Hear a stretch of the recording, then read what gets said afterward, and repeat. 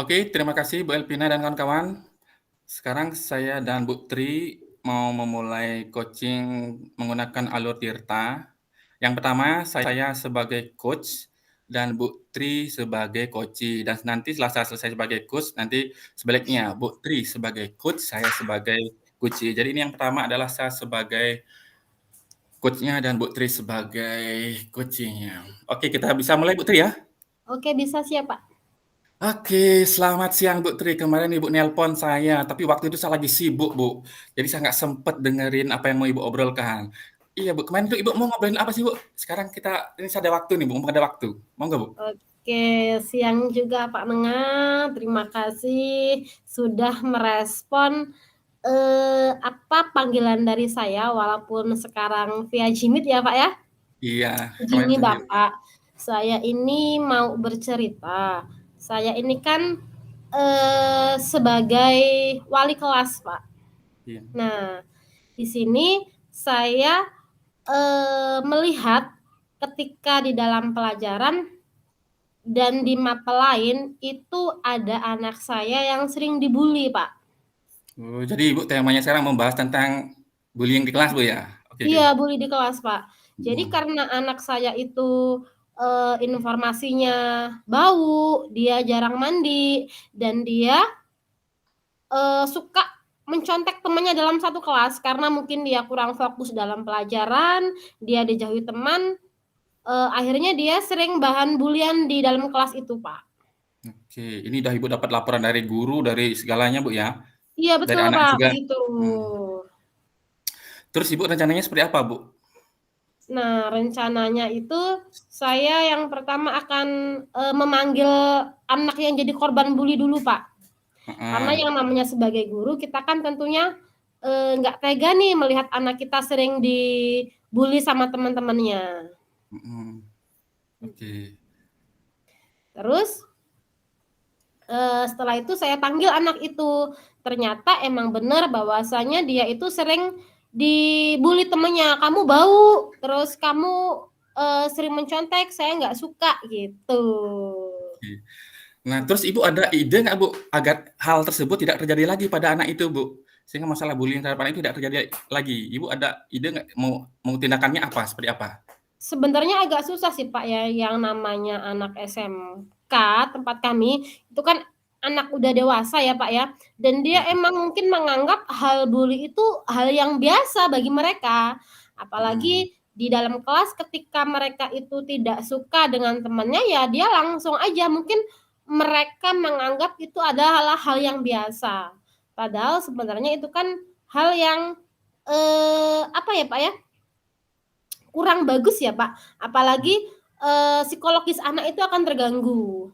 iya. Jadi, akhirnya saya memanggil anak yang sering dibully itu, kenapa kira-kira temennya kok bisa sampai membuli, Pak, ya.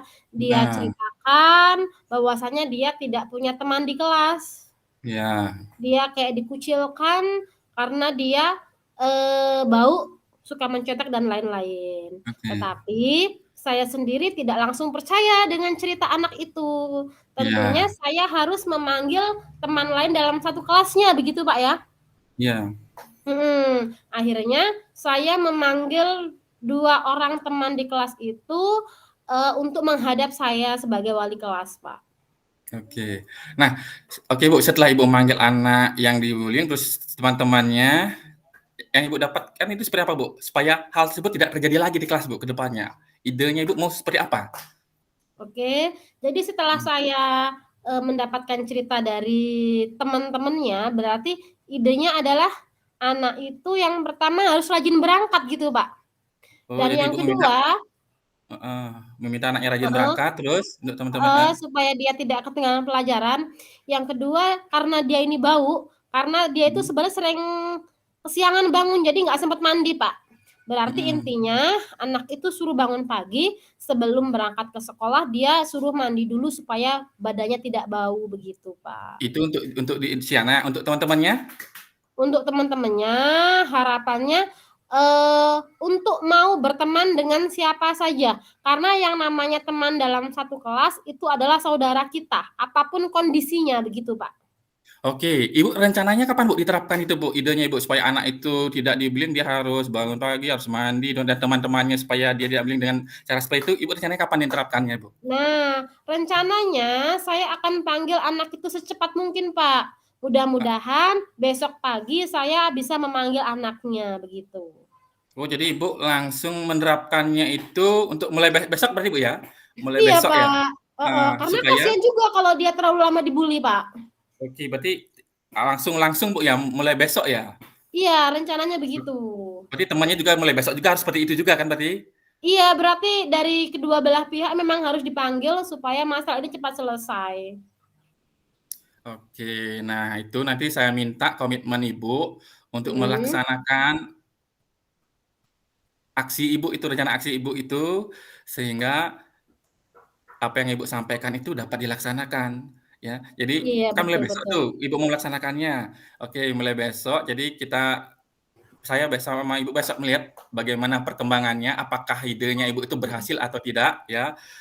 Jadi seperti itu, jadi nanti besok saya minta mungkin mulai besok ya, dalam sebulan ke depan saya minta laporannya apakah idenya Ibu itu berhasil atau tidak terhadap anak itu. Oke Bu Tri, terima kasih Oke Bu. oke oke. Terima kasih, Pak Nengah. Oke, sampai jumpa di bulan depan Ibu ya untuk menyampaikan laporan aksi Ibu, tanggung jawab Ibu dilaksanakan dengan sebaik-baiknya. Terima kasih Bu.